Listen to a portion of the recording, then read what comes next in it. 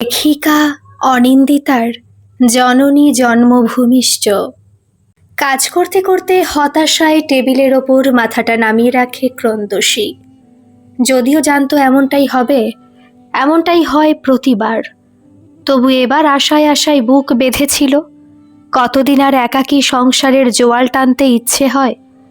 একটা পাশে থাকার মানুষ, একটা কথা শোনার মানুষ যদি তার জীবনে আসতো, দুনিয়ার কারোর কি কিছু ক্ষতি হতো তাতে? বরং সে নিজে বাঁচার জন্য অক্সিজেন পেত খানিক। আর ম্যাডাম, শরীর খারাপ লাগছে নাকি? সেই তখন থেকে লক্ষ্য করছি ডেস্কে মাথা রেখে শুয়ে আছেন শুভঙ্কর শাসমল, ক্রন্দশীর কলিগ, স্বভাবে গায়ে পড়া। ডিপার্টমেন্টের মেয়েদের সঙ্গে যেচে যেচে কথা বলাই জীবনের মোক্ষ বলে মনে করে। একই রকম দেতো হাসি হেসে বলল, এভাবে মন খারাপ করে একলাটি বসে না থেকে চলো না দুজনে মিলে ক্যাফেটেরিয়ায় গিয়ে একটু কফি খেয়ে আসি। এক্সপ্রেসও আমার মুখে রোচে না বটে, কিন্তু ক্যাপুচিনোটা ওরা মন্দ বানায় না। কি যে মনে হলো আজ। ডেস্ক থেকে মাথাটা তড়াং করে তুলে ক্রন্দশী বলল, আপনি প্রত্যেকবারই অনুরোধ করেন, কিন্তু কাজের চাপে কোনো দিনই আর যাওয়া হয় না। চলুন দেখি, এক কাপ কফি খেয়ে আসি। আর কিছু হোক না হোক নিদেন পক্ষে মাথা ধরা তো ছাড়বে। প্রথমে বোধহয় শুভঙ্কর কথাগুলো বিশ্বাস করতে পারল না। সত্যি কি রাজি হলো ক্রন্দশী? ভ্যাবলার মতো সে তার মুখের দিকে তাকিয়ে রইল। সম্বিত ফিরে পেতে একগাল হেসে বলল, সত্যি যাবেন ম্যাডাম?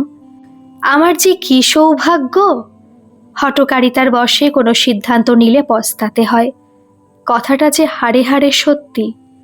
ক্যাপুচিনোয় চুমুক দিতে গিয়ে সেই কথাটা বারবার মনে হচ্ছিল ক্রন্দশীর।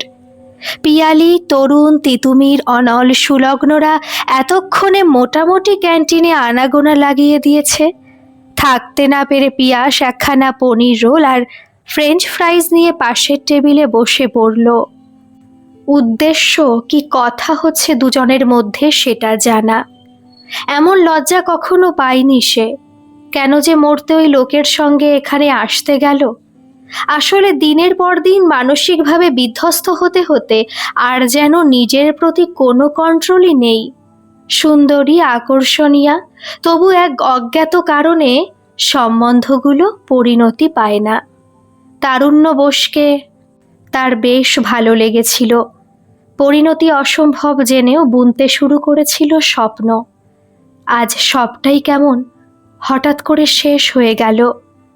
প্রতি রাতে একাকী বিছানায় শুয়ে শুয়ে ভাবে সে, একটা মানুষ, অন্ততপক্ষে তার বয়সী একটা মানুষ যদি পাশে থাকতো, যদি তার কথা বুঝতো, ভালোবাসতো, হয়তো সব কিছুই বদলে যেতে পারত। কিন্তু সে যে আর হবার নয়। ম্যাডাম, আপনাকে সবসময় উদাসীন দেখি। কেন? আপনাকে দেখে তো অসুখী বলে মনে হয় না। অসুবিধা না থাকলে আমায় বলতে পারেন। দেতো শুভঙ্কর আবারও কফিতে একটা সিপ দিয়ে এক ঝুড়ি দাঁত বের করেছে। ভেতরে ভেতরে অসম্ভব রাগ হচ্ছে তার, কিন্তু এখানে সে রাগ প্রকাশ করা সম্ভব নয়। অফিসের একটা প্রোটোকল আছে, তার চাইতেও বড় সমস্যা, কোনোভাবে রাগ দেখিয়ে ফেললে সহকর্মীরা সুযোগ পেয়ে যাবে। অবিবেচনার কাজ করে ফেলেছে একবার, তাই বলে বারবার এইরকম ভুল সে করবে না। চায় না সে এই নিয়ে অফিসে কোনো রকম আলোচনা হোক। কোনো মানুষ এতখানি গায়ে পড়া কিভাবে হতে পারে বুঝতে পারে না সে। কফির কাপটা টেবিলে রেখে হাসল, আপনি কি সব মেয়েদের ক্ষেত্রে এমন ডিটেলসে স্টাডি করেন, নাকি আমার জন্য আজ স্পেশাল এফোর্ট দিচ্ছেন? কথার মধ্যে লুকোনো হুলটা স্পষ্ট বুঝতে পারে শুভঙ্কর। কিন্তু স্বভাবে নির্লজ্জ যারা, তারা কোন কালেই বা ওসবের তোয়াক্কা করেছে? একই রকম দেতো হেসে বলল, আমার কিন্তু ডিমান্ড খুবই কম ম্যাডাম, কথাটা ভেবে দেখবেন। তাছাড়া আপনার মতো সুন্দরী মহিলা এই অধমের সামান্য অনুরোধে সাড়া দিয়ে ক্যান্টিনে এসেছে আমার সঙ্গে কফি খেতে। এরপর অল্প স্বল্প এফোর্ট না দিলে চলে? ফ্লার্টিংয়ে নির্ঘাত পিএইচডি করেছে। মনে মনে ভাবে ক্রন্দসী। কাপের তলানি কফিটুকু দ্রুত শেষ করে বলে, বস একটা জরুরি কাজ দিয়েছিল সকালবেলা, একেবারে ভুলে মেরে দিয়েছি। যাই, তাড়াতাড়ি ল্যাপটপে বসি, নইলে আবার এক্সট্রা টাইম কাজ করে হলেও। হতভম্ব শুভঙ্করকে বসিয়ে রেখে দ্রুত পায়ে নিজের টেবিলের দিকে রওনা দেয় সে। বাসের জানালার ধারে সিটটা পেয়ে একটু যেন ভালো লাগলো তার। ঠান্ডা হাওয়ায় জুড়িয়ে যাচ্ছে শরীর, কিন্তু মন, তার গতিবিধি যে বড়ই বিচিত্র। আজকাল আর ক্রন্দসীর বাড়ি ফিরতে ইচ্ছে হয় না। বাড়ি ফিরতে না ফিরতেই চেনা নাটক করতে হবে, মাকে হাসি মুখে বোঝাতে হবে যে সময় হলেই উপযুক্ত পাত্র পাওয়া যাবে, যাতে তিনি একটুও ভেঙে না পড়েন। ভালো পাত্র পাওয়া যথেষ্ট সময় সাপেক্ষ। অন্য সময় মা যথাযথ আচরণ করলেও পাত্রপক্ষ দেখতে এলেই মায়ের আচরণে অস্বাভাবিকতা দেখা দেয়। আসলে তিনিও এতদিনে বুঝে গেছেন, মেয়ে বাড়িতে থাকলে চিন্তা মিটবে, যত্ন আত্মীয় হবে, কিন্তু বিয়ে হলে চলে যাবে ক্রন্দসী অন্য বাড়িতে, অবহেলা বাড়বে, একা একা থাকতে হবে এই নিঝুমপুরে। মাঝে মধ্যে মনে হয় তার পড়াশোনায় ডুবে না থেকে সময় মতো যদি একটা প্রেম করত, হয়তো জীবনের শীত শেষে বসন্ত আগমন ধ্বনি শোনা যেত। এ জীবনে শুধুই শীত, শুধুই পাতা ঝরার মরশুম। বসন্তের কোকিল কোনোদিন বুঝি গান গেয়ে উঠবে না। গোপন কথাটা সে জানে, কিন্তু সে কি উচ্চারণ করা যায়? সমাজ যে বলে, জননী জন্মভূমিশ্চ স্বর্গাদপি গড়ীয়সী। জুতোটা খুলে ঘরে ঢুকেছে সবে, মায়ের হাতে ঠান্ডা জলের গ্লাস দেখে হেসে ফেলল সে। ভেতরের ব্যাপারটা যে শুধু সেই জানে। গল্পটা যতক্ষণ না জানতে পারছে ততক্ষণ মায়ের স্বস্তি পাওয়ার কথা নয়। ভাবনাকে সত্যি করে সেন্টার টেবিল ট্রে সমেত গ্লাসটা রাখলেন সুনিপা দেবী। তা কি বলল ওরা? আজকে না ফোন করার কথা ছিল? কাদের কথা বলছো মা তুমি? চরম নিস্পৃহতায় জবাব দেয় ক্রন্দসী। কিছু বলার কথা ছিল নাকি? তোর মেজমাসি গত সপ্তাহে একজন পাত্র নিয়ে এলো না, ওই যে ফর্সা লম্বা করে ছেলেটা, কি যেন নাম? তাদের জানানোর কথা ছিল না আজকে? জানিয়েছে। হঠাৎ কি যেন এক দুষ্ট বুদ্ধি খেলে গেল মাথায়। জানিয়েছে তো পার্সোনালি। এই মুহূর্তে ব্যাপারটা বাড়ির সবাইকে জানাতে মানা করেছে। আসলে তারুণ্য চায় কিছুদিন মিলেমিশে দেখে নিতে আমরা দুজন কম্প্যাটেবল কিনা, তারপর পাকা দেখার দিন ঠিক করে ওদের বাড়ির লোক এখানে আসবে। চোখ দুটো কৌতূহলে উজ্জ্বল হয়ে উঠেছিল মায়ের। হঠাৎই যেন নিভে গেল আলো। সামান্য থেমে বললেন, তুই নিশ্চয়ই এমন অদ্ভুত প্রস্তাবে রাজি হোসনি। কোনো ভদ্রবাড়ির মেয়ে এমন প্রস্তাবে রাজি হওয়ার কথা ভাবতেও পারে না। কোন যুগে পড়ে আছো মা তুমি? হেসেই বলে ক্রন্দসী। রোজ বাসে ট্রামে চেপে হাজার পুরুষের ভিড়ে চাকরি করতে যাচ্ছি, সেখানে সমস্যা হচ্ছে না। বিয়ের আগে খানিক মেলামেশা করলেই দোষ? এখনকার দিনে মানুষ বিয়ে করার আগে বেশ একটু প্রেম করে। সাহসী ছেলেমেয়েরা তো লিভিনও করে, বুঝে নেয় একে অপরের সঙ্গে কম্প্যাটেবল কিনা। সেখানে বিয়ের আগে সামান্য কটা দিনের কোর্টশিপ চাই সে, আর আমি মানা করে দেব? এতে তো আমি আপত্তির কিছু দেখছি না। অনেক দিন তো হলো এই সম্বন্ধ দেখার খেলা। কতদিন আর সেজে গুজে পাত্রপক্ষের সামনে বসবো? তাছাড়া তারুণ্য বলছিল। সুনিপার চোখ দুটো মুহূর্তের জন্য জ্বলে ওঠে। কোনো কথা বলে না মুখে, কেবল অস্পষ্টভাবে কিছু যেন বিড়বিড় করে। বলছিল কে নাকি ভাঙচি দেওয়ার আশায় দুদিন দুপুরবেলা তাকে আমার সম্বন্ধে উল্টোপাল্টা কথা বলার জন্য ফোন করেছিল, কিন্তু সে পাত্তা দেয়নি। অচেনা কারোর কথায় সম্পর্ক ভাঙবে এমন বোকা নয় সে। হাসতে হাসতে বলেছিল আমায়, আমিও হাসলাম। কোন বোকা যে এমনটা করলো? কেউ কি এই সময় দাঁড়িয়ে এতখানি বোকা হয়? সব কিছু পছন্দ হওয়ার পর এসব নিয়ে মাথা ঘামাবে এমন বোকামি আজকালকার দিনে কেউ করে না। করে? তোমার কি মনে হয় মা? উত্তরের অপেক্ষা না করে উঠে দাঁড়ালো ক্রন্দশী। যাই, স্নানটা সেরে ফ্রেশ হয়ে আসি।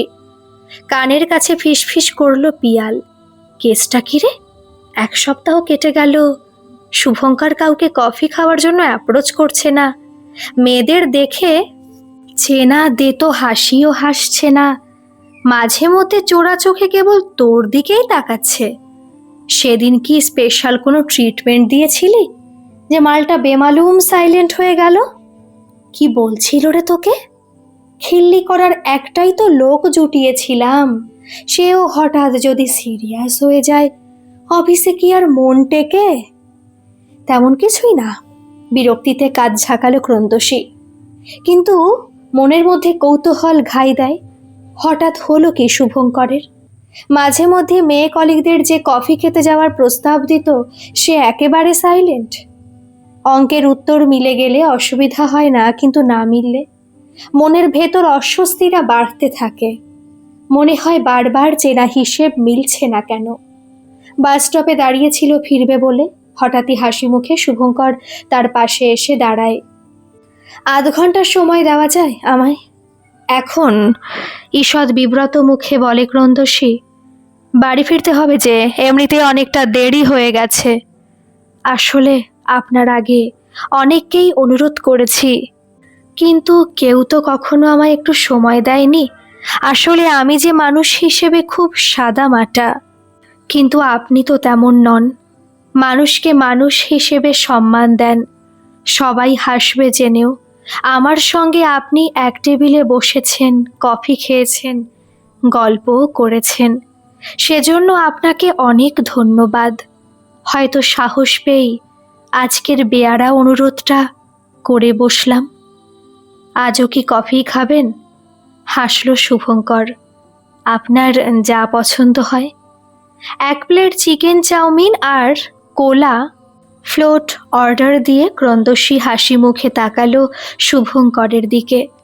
আপনি হয়তো ভাববেন এখন কেন সবাইকে ওভাবে অনুরোধ করি।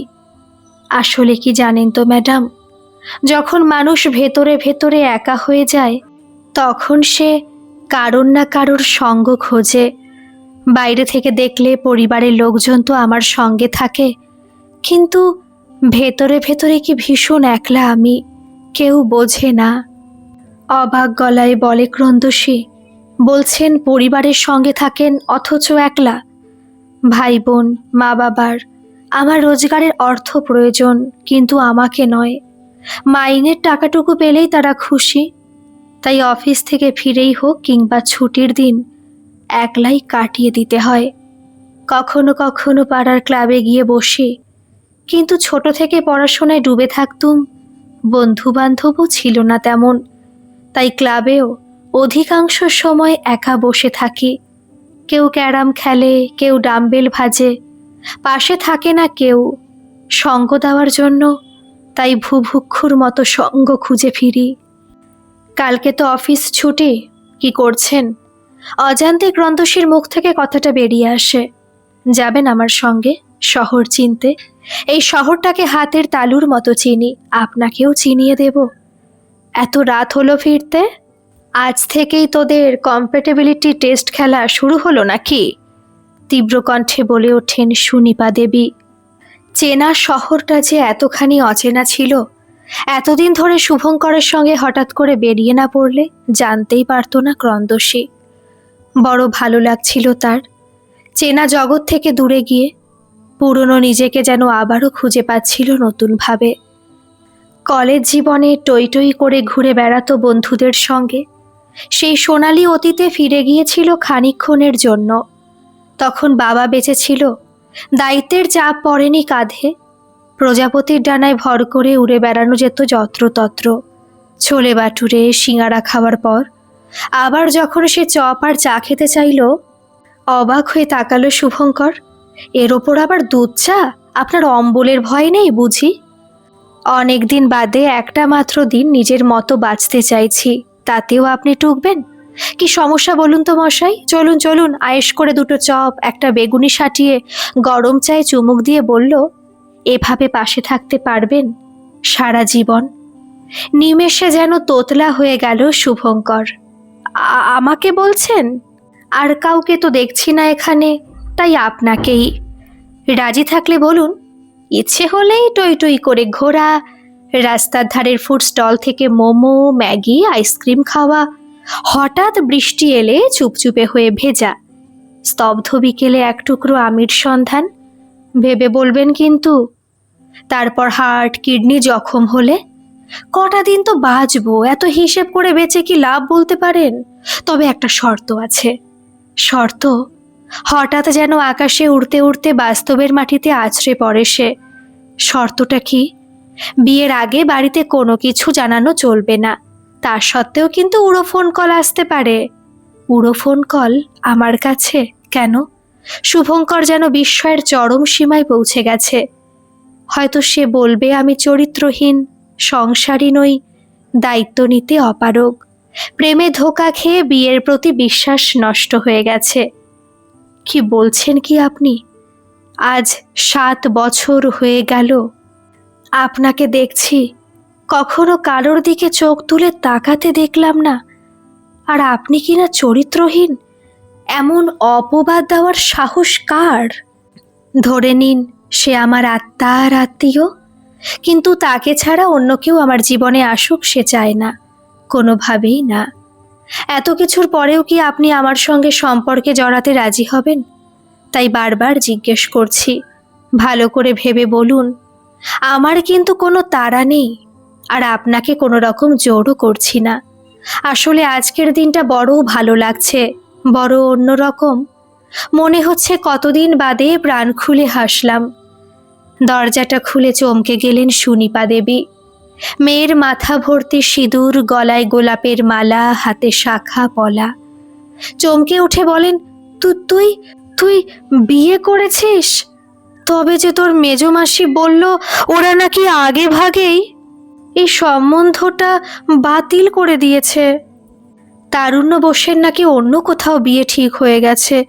তবে তুই যে বলেছিলি কোর্টশিপ, বিয়ের আগে পরস্পরকে চেনা জানা, কম্প্যাটেবিলিটি, আমি তো কিছুই বুঝতে পারছি না।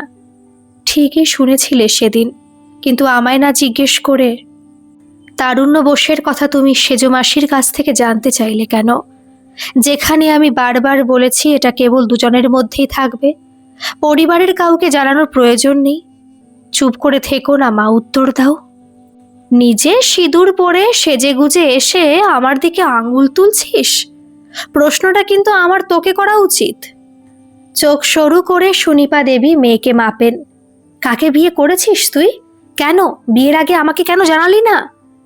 পেছন থেকে শুভঙ্কর কখন যেন এসে পাশে দাঁড়িয়েছে। আমাকে? কে তুমি? কখনো তো আগে দেখিনি। বিয়ে করেছো বললেই হলো? আমার মেয়ে যখন আমায় জানায়নি, তখন এই বিয়ে আমি মানি না। তুমি না মানলেও আইন মানে। আইন মেনেই আমরা দুজন বিয়ে করেছি। ওর নাম শুভঙ্কর, আমার সঙ্গে একই অফিসে চাকরি করে। অনেক ভেবে দেখলাম, দেখে শুনে তো কারোর আমাকে আর পছন্দ হয় না, তাই একবার না হয় ভালোবেসেই দেখি। হাসলো ক্রন্দসী। তোমার সঙ্গে দেখা করতে এলাম, আজ রাতটুকু থাকবো কেবল, কাল সকালেই চলে যাব নিজেদের ঠিকানায়। চলো তোমাকে আমার ঘর দেখিয়ে দিই। মাকে কোনো রকম পাত্তা না দিয়ে শুভঙ্করকে নিয়ে ভেতরে চলে যায় ক্রন্দসী। মানসিক উত্তেজনায় ঘুমিয়ে গেছে শুভঙ্কর। রাতের বেলা ফুড অ্যাপ থেকে অর্ডার করা বিরিয়ানি নেওয়ার পর দরজা বন্ধ করতেই মায়ের মুখোমুখি পড়ে গেল ক্রন্দসী। আমায় ফেলে চলে যাবি তুই?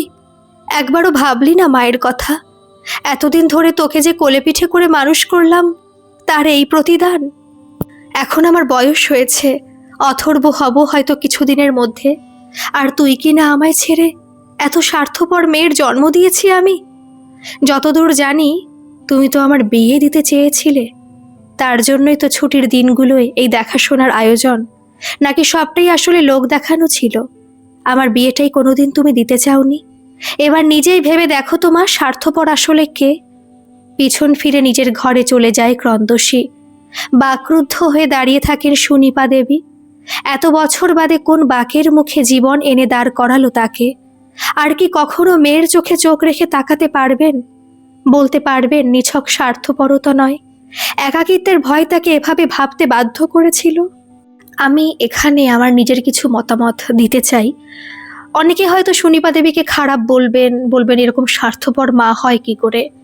আমার এই 4-5 মাস বিয়ে হয়েছে, আপনারা যারা আমার প্রথম থেকে গল্প শোনেন তারা দেখবেন কখনো মায়ের গল্প হলে, বাবার গল্প হলে আমি প্রথম দিকে গল্পের শেষে কিছু বলতাম মা বাবার সম্পর্কে।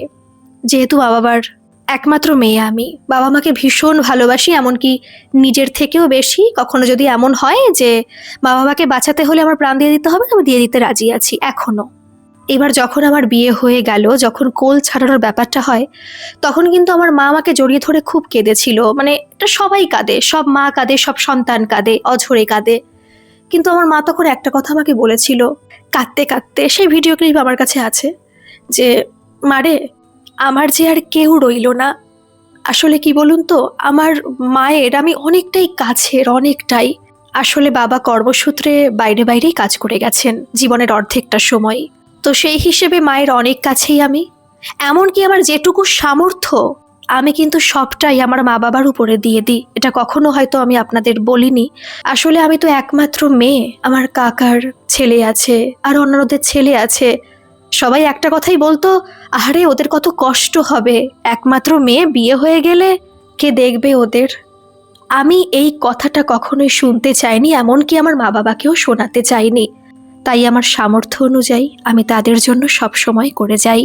এইবার ওই যে কথাটা বললাম না, যে মারে আমার যে আর কেউ রইল না, অনেকে হয়তো এই কথাটা শুনে খারাপ মনে করবেন যে মেয়ে চলে যাচ্ছে এরকম একটা কথা বলে দিল। কিন্তু জানেন তো, যার ঘরের থেকে মেয়ে চলে যায় তার যে কতটা কষ্ট হয়।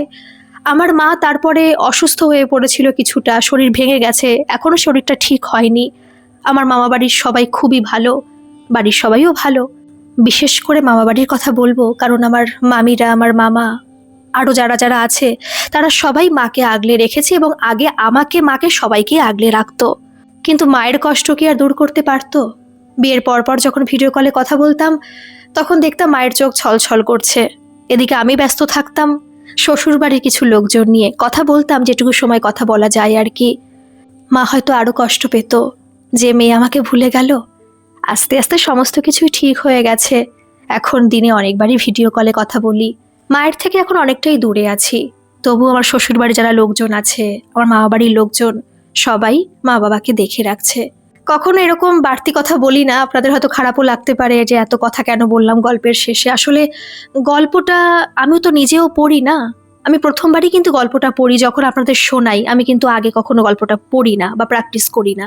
তো গল্প পড়তে পড়তে আমিও কিন্তু আপনাদের মতো একটু ইমোশনাল হয়ে যাই। তো সেই হিসাবে আজকে এতগুলো কথা বলে দিলাম। মার্জনা করবেন যদি বেশি কথা বলে থাকি, আসলে মনের ভেতর থেকে কথাগুলো আসছিল তাই বলে দিলাম। যাই হোক, গল্পটা কেমন লাগলো কমেন্টে কিন্তু জানাবেন। সবাই ভালো থাকবেন, সুস্থ থাকবেন। ধন্যবাদ।